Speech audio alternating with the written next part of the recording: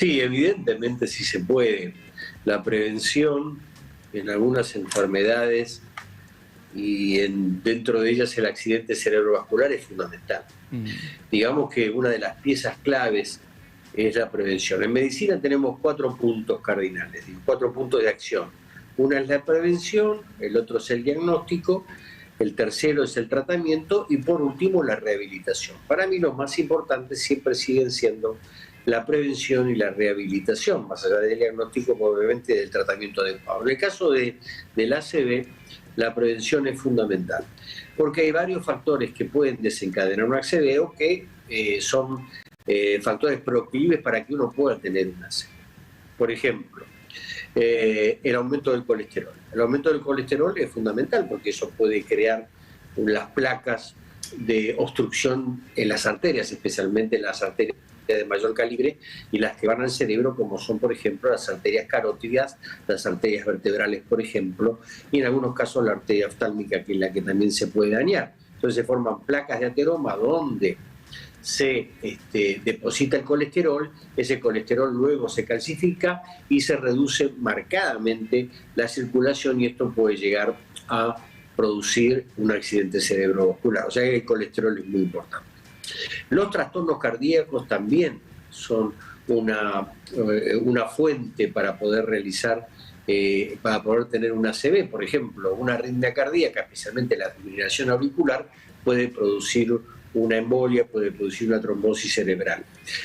Cuando uno tiene una malformación en una válvula cardíaca, cuando tiene alguna alteración en una aurícula, esto puede desencadenar un trombo dentro del corazón y el desprendimiento fundamentalmente de los émbolos, es decir, aquellos pedacitos de coágulos que luego van al cerebro en diferentes zonas y provocan el accidente cerebrovascular con las secuelas de acuerdo a la zona donde se produjo el problema del cerebro. O sea que ya tenemos 2 factores predisponentes importantes. El tabaquismo es fundamental también, porque la nicotina y los componentes producen una disminución del tamaño de las arterias cerebrales, con lo cual el tabaquismo, además de reducir notablemente la luz de la arteria, también produce una insuficiencia respiratoria importante, con lo cual la oxigenación del cerebro se ve dificultada. Entonces también es un factor predisponente. El sedentarismo, fundamental. El sedentarismo, el no realizar actividades físicas, el no tener un régimen de actividad física regulada, no digo todos los días, pero al menos 3 o 4 veces por semana es fundamental. Caminar 30 cuadras por día es lo ideal para cualquier persona que quiera mantener un régimen importante en la circulación.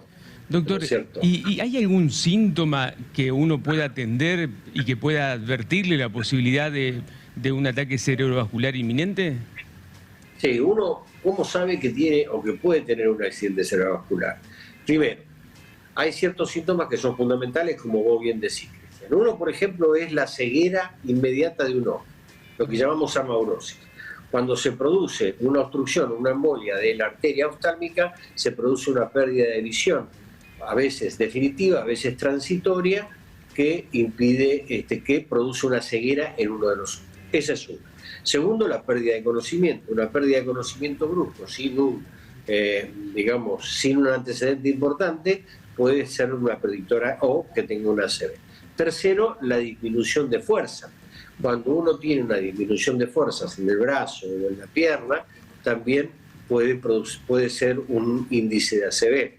El cuarto, una convulsión. A veces una ACV puede debutar, cuando nunca ha tenido convulsiones un paciente, debutar con una convulsión. O sea que hay síntomas que son importantes y que...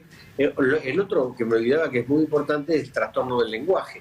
Hay pacientes que tienen dificultad para hablar y notan que arrastran la palabra y eso puede ser un predictor de que está teniendo una ACV. O sea que esas cosas fundamentales hay que tenerlas en cuenta, como que uno puede estar cursando una ACV. ¿Y puede haber episodios sucesivos siguientes a un primer ACV? Sí, normalmente vamos a clasificarlos en 2 tipos. El accidente cerebral definitivo, cuando ya se produce un trastorno circulatorio importante, una obstrucción, ya sea hemorrágico o sea isquémico, porque hay dos tipos de accidentes: el que produce una hemorragia dentro del cerebro, o que se ve mucho en los casos de hipertensión arterial, que es un factor predictivo, que es un factor predisponente también, o en el caso de una isquemia porque se produce un infarto cerebral. Eso hay que tenerlo muy en cuenta porque puede cambiar. Ahora, está el accidente cerebral transitorio, que es aquel que dura menos de 24 horas. Es decir, uno tiene una pérdida de, por ejemplo, de la visión o del lenguaje o de la fuerza, pero después la recupera totalmente. Eso se llama transitorio. Cuando uno tuvo un accidente cerebro transitorio, tiene 50% de posibilidades de tener un accidente cerebrovascular definitivo. Y cuando tuvo un accidente cerebrovascular definitivo, también tiene 50% de posibilidad de tener otro accidente cerebrovascular, por lo cual se debe tener en cuenta todo esto como para acentuar y poner énfasis en todos los factores predictivos y mejorar la calidad de vida del paciente.